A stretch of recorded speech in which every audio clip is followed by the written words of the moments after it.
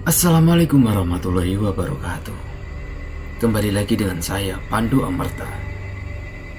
Kali ini saya akan membawakan cerita yang berjudul Dua Pendekar Kecil. Cerita ini ditulis oleh Pandu Amerta sendiri. Dan cerita ini terinspirasi dari kisah nyata. Ada alasan kenapa kita takut gelap. Karena di sanalah hal-hal yang tak kita mengerti berkeliaran. Malam ini, kita masuk ke dunia yang tidak ingin diketahui oleh siapapun. Selamat datang di cerita horor kami. Mari kita memasuki ceritanya.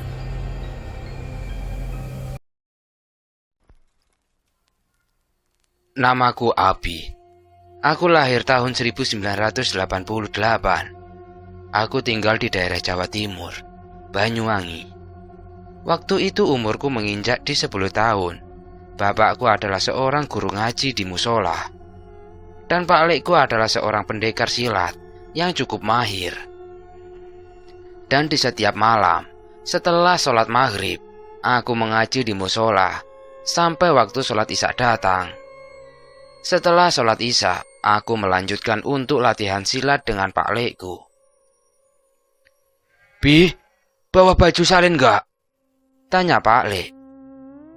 "Tidak bawa Pak Lek, tak pulang dulu ambil baju," ucapku. "Ya wes, cepet yo, biar temen-temen gak lama nunggunya," ucap Pak Lek lagi. "Iya Pak Lek, wong aku naik buruk kok," candaku sambil lari. Jarak musola dengan rumahku sekitar 1 kiloan. Aku lari cepat, karena kalau aku terlalu lama, bisa dihukum sama Pak Lek. Saat nyampe persimpangan jalan, di sana ada rumah tua milik Mbah Toyib. Dia sudah tua, umurnya 70 tahunan. Dan dia terkenal sebagai orang pintar. Sebut saja dukun. Tapi sebenarnya, dia sangat baik dan ramah. Aku memperhatikan rumah Mbah Toyib. Ada tanda silang warna putih di rumahnya. Karena waktu aku berangkat ke musola, belum ada tanda itu. Tidak lama aku mengamatinya. Teringat aku mau mengambil baju. Tanpa memikirkannya, aku lari lagi biar cepat sampai rumah. Setelah sampai rumah, aku disambut sama ibu. "Abi, gak bawa baju ganti lagi?" tanya ibuku. "Enggak Bu, lupa tadi," jawabku. Aku cepat-cepat masuk ke kamar, lalu salin baju.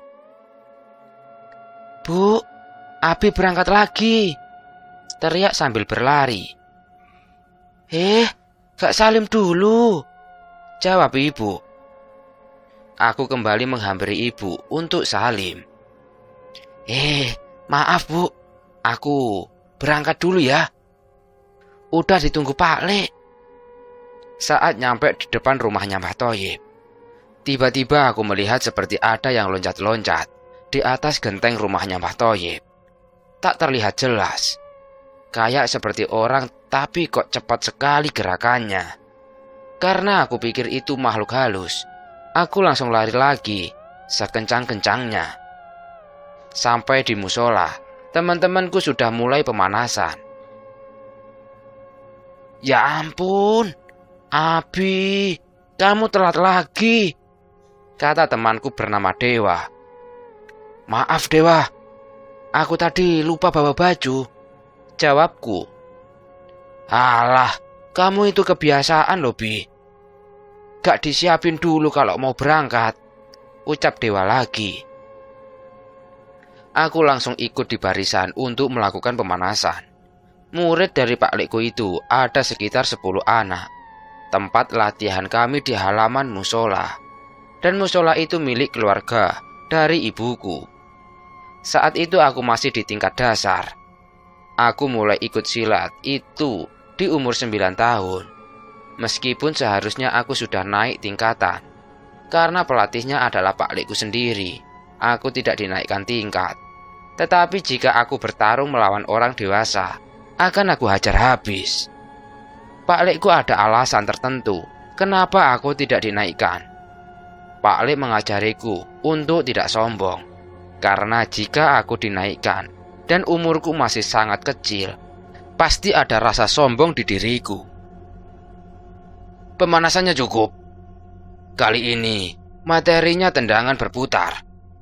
Abi, kamu duluan, ucap Pak Le. Siap Pak Le, jawabku. Aku maju ke depan dan memberikan contoh pada teman-temanku. Aku hanya memberikan contoh, dan yang menjelaskan adalah Pak Leku.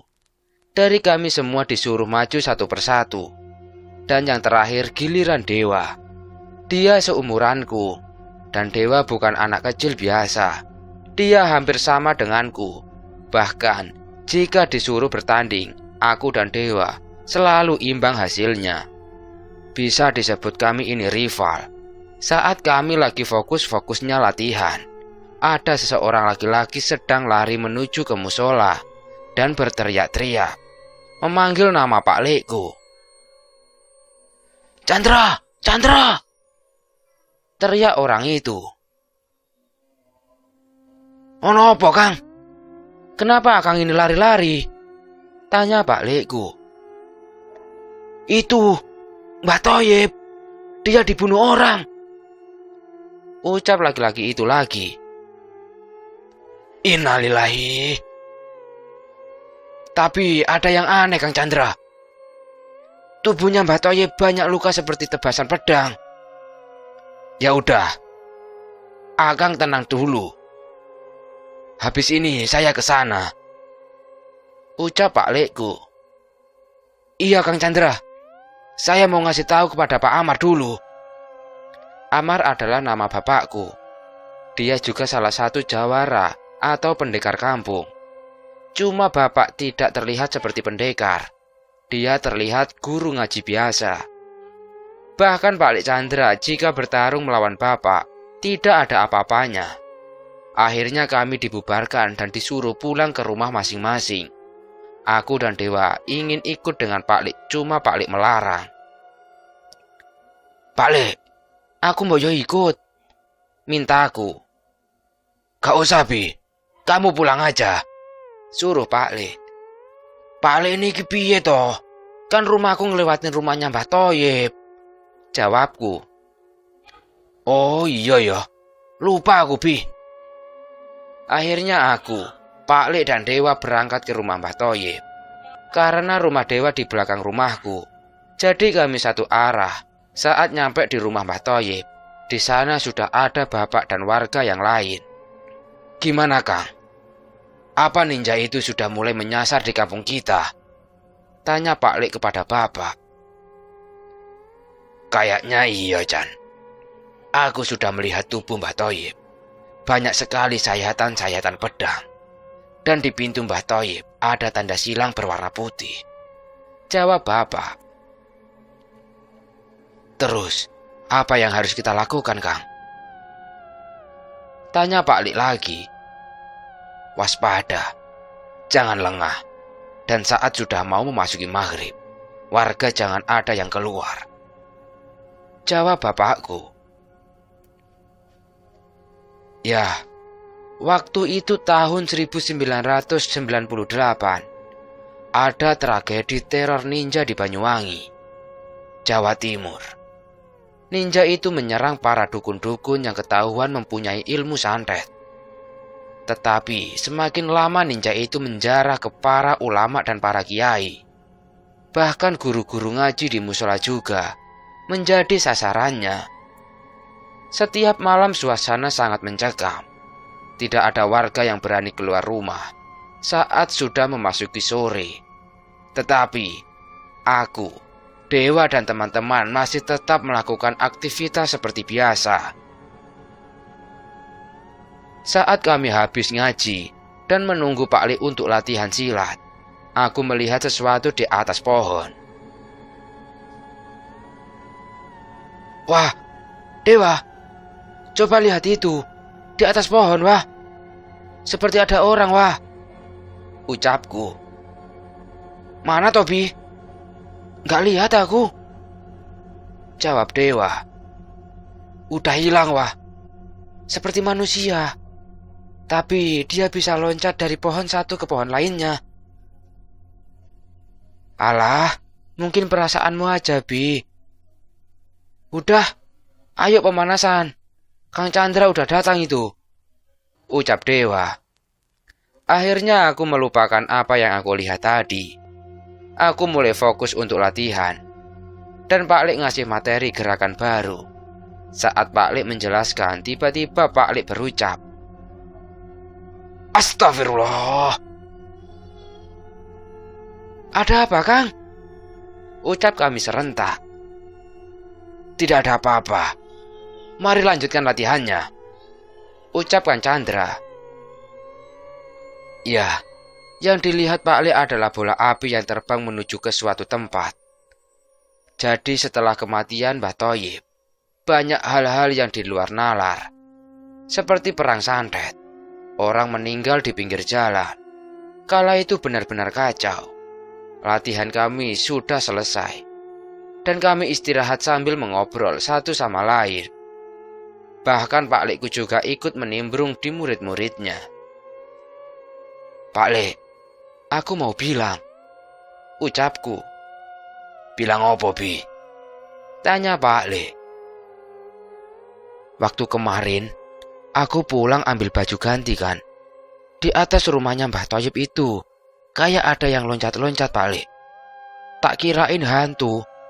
Yo wes, aku lari, ucapku. Pak Lik mendengar perkataanku.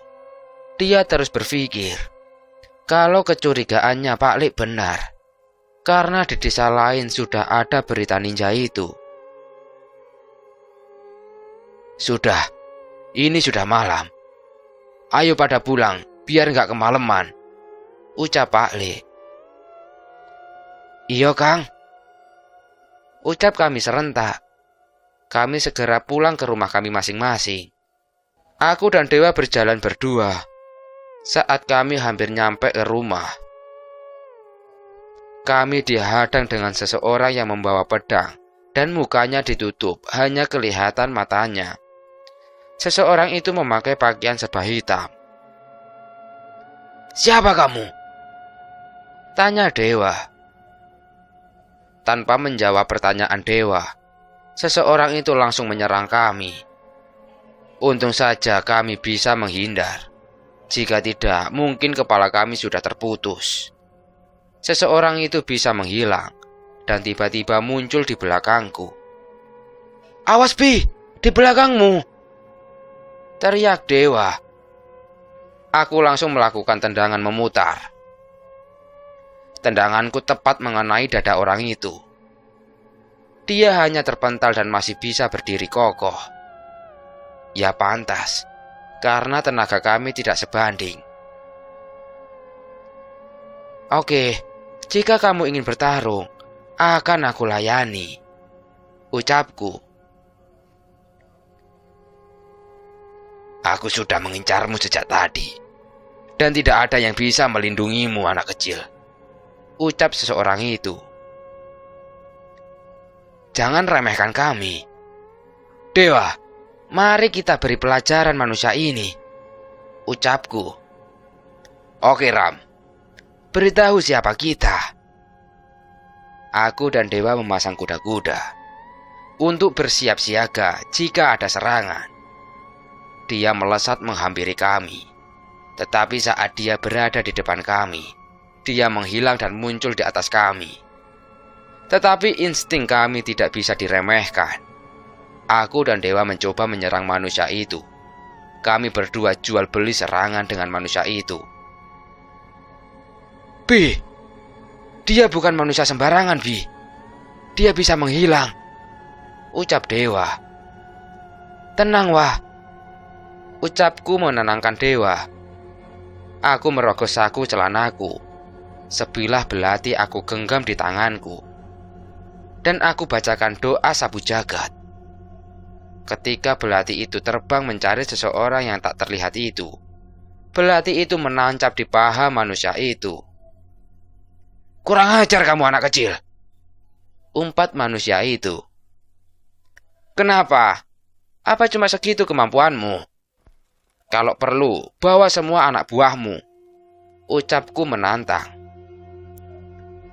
Awas kamu! Dia menghilang lagi, dan belati itu masih menancap di pahanya. Aku dan Dewa kembali melanjutkan perjalanan kami. Siapa tadi, Abi? Tanya Dewa. Aku nggak tahu, ah. Aku juga baru lihat. Coba nanti tak tanyakan sama bapak, wah. Jawabku. Saat nyampe rumah, cuma ada ibu sedang melipat baju di kamarnya. Assalamualaikum, Bu. Abi pulang. Waalaikumsalam. Kenapa itu kepalamu? Kok merah-merah? Habis berantem ya? Tanya ibu. Tidak, Bu. Tadi pas latihan, Dewa menendangnya terlalu keras. Tapi tidak apa-apa kok. Resiko latihan, Bu. Bapak kemana, Bu? Tanyaku. Bapak di rumahnya kepala dusun. Kamu bersih-bersih terus tidur, ucap ibuku. Aku beranjak ke belakang untuk mandi. Aku masih kepikiran tentang orang yang menyerangku dan Dewa. Sebenarnya aku mau tanya sama bapak, tapi bapak kayaknya ada urusan penting sama kepala dusun. Selesai mandi, aku makan terlebih dahulu sebelum lanjut untuk tidur. Karena setelah bertarung tadi, perutku sangat lapar sekali. Ibuku masak sayur terong dan goreng tempe. Saat keadaan lapar, menu itu sangat nikmat sekali. Sampai-sampai aku nambah 1 piring lagi. Setelah makan, aku langsung menuju ke kamar dan lanjut tidur. Saat pagi hari, sudah banyak dukun-dukun yang mati. Ciri-cirinya sama dengan kematian Mbah Thoyib. Dan ada dukun yang selamat namanya Mbah Peno. Dia termasuk dukun sakti yang ahli ilmu kanuragan dan ilmu-ilmu spiritual lainnya. Mbah Peno ini jadi incaran para ninja itu. Sampai-sampai Mbah Peno ini mengungsi di rumah saudaranya yang berada di luar kota. Begitu mengerikannya teror ninja ini. Saat malam Jumat, Pak Lek Chandra datang ke rumah mencari bapak untuk membahas tindakan apa yang harus dilakukan. Karena warga benar-benar resah, tidak bisa bekerja dengan nyaman. Saat keluar selalu was-was. Kang Amar, kita harus melakukan sesuatu. Kita tidak bisa berdiam diri saja, ucap Pak Lek. Kemarin, aku sudah bilang sama ketua dusun, Chan. Katanya kita setiap malam harus berjaga, ucap bapak. Apa cuma itu, Kang? Karena ninja-ninja itu memiliki ilmu loh, Kang. Tidak bisa kalau cuma para warga aja. Bahkan bisa-bisa para warga juga jadi korbannya, balas Kang Chandra. Saat aku mendengar obrolan bapak dan Pak Lek, aku keluar dari kamarku. Benar yang diucapkan Pak Lek, Pak. Aku dan Dewa kemarin waktu pulang juga dihadang sama satu ninja. Untungnya kami bisa melawannya, ucapku. Apa?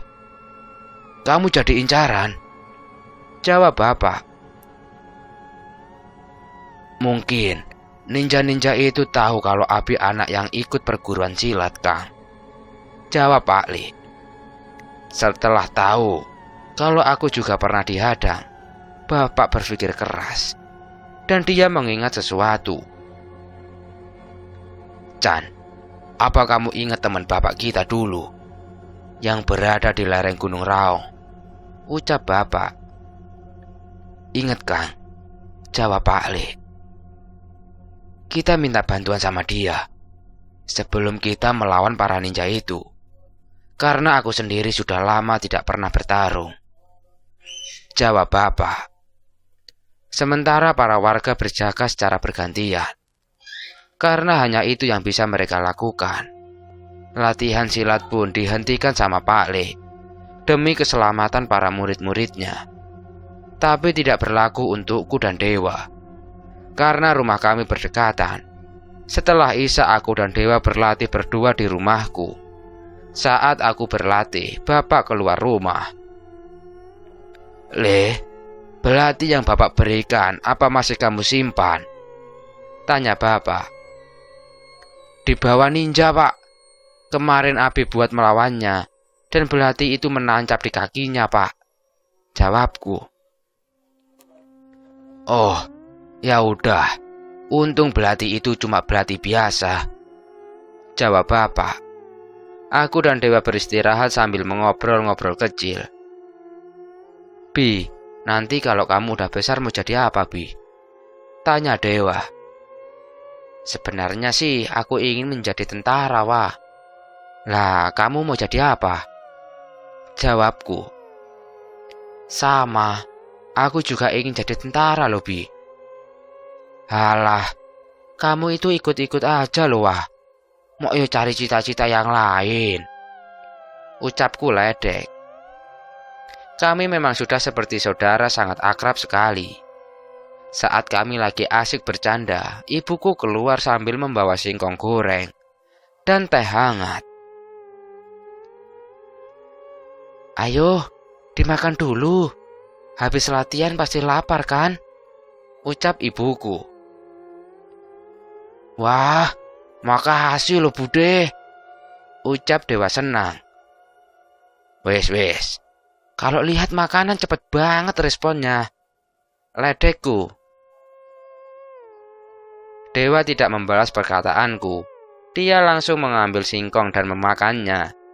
Saat Dewa memakan singkong goreng, tiba-tiba ada lemparan shuriken. "Bu, segera masuk ke rumah. Kunci pintunya, jendela. Jangan ada yang tertinggal," ucap Bapak. "Abi, Dewa, meskipun kalian masih berumur 10 tahun, aku yakin kalian bisa membantu Bapak," ucap bapakku. Iya Pak deh," jawabku dan Dewa. Kami berdua langsung bersiap. Sedangkan Bapak sudah menyopot sarungnya dan memakai celana hitam panjang. Sungguh aku baru pertama kali lihat Bapak dalam keadaan seperti ini. Karena selama aku belajar silat, tidak pernah melihat Bapak bertarung atau mengajar silat. Bapak hanya ngaji dan mengajar saja. Sungguh keren bapakku ini. "Jika kalian memang ninja, keluar. Jangan jadi pengecut. Kita duel 1 lawan 1, ucap bapakku. "Untuk apa berduel? Jika kamu mampu silahkan tangkap kami," ucap ninja itu. "Pakde, hati-hati. Dia bisa menghilang dan gerakannya sungguh cepat sekali," ucap Dewa. "Abi, tolong jaga ibu," ucap bapakku. Bapak melepas bajunya. Di pinggang Bapak sudah terselip sebuah mata tombak yang gagangnya pendek. Lalu Bapak melangkah ke depan kami. Bapak bersiap dan memegang mata tombak itu. Ninja itu tetap tidak mau menghadap ke Bapak, hanya loncat-loncat ke pohon dan di atas rumah. Bapak menaruh mata tombak di depan dahinya. Lalu Bapak berteriak, "Allahu Akbar!" Sekejap Bapak tak terlihat. Gerakan Bapak sangat cepat sekali.